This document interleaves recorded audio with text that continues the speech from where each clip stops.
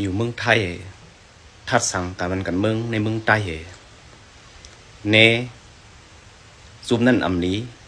ไอ้เนาะวันกันเนทั้งวันแล้วก็เข้าคางซุมอาเซียนเปลี่ยนเจออาเซียนเขามาตุ้ยในไหนจึง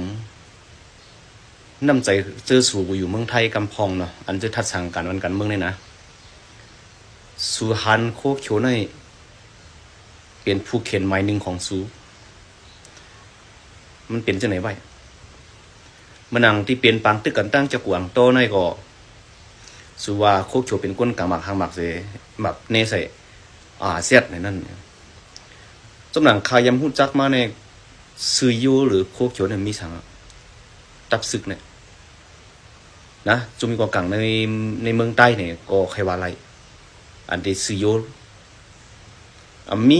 ลองหยันต่อเปิ้นจะจักจะยกเสียแผ่นกันหักหลังเปิ้นเนี่ยเขามีแก้วเดียวนะนี่เป็นกลุ่มศิกขาของตับซึกตั้งไทยว่าศักดิ์ศรีลูกผู้ชายเนาะมันเป็นกลุ่มศิกขาของลูกผู้ใจเขามีนะตั้งคบอยู่ในคำนาฬิเฮ็ดอันที่เป็นปังตึกกันได้มันจะว่าตั้งไผ่ป่าที่เหมาะสมซึ่งใต้ในเขามาทัดด้วยเนี่ยใครตึกโคไล่หนำจะใครเพียวไปโคไล่หนำจะจำหนักเขาไล่หู้มาได้เนี่ยเจอชื่อในมันเตะไปย้อมมันใครขึ้นต่างเตะตั้งจันเมืองหนอง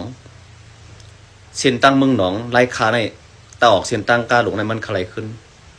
ต่อประวัติถึงกว่าตั้งวันจริงที่ไหนมันใครขึ้น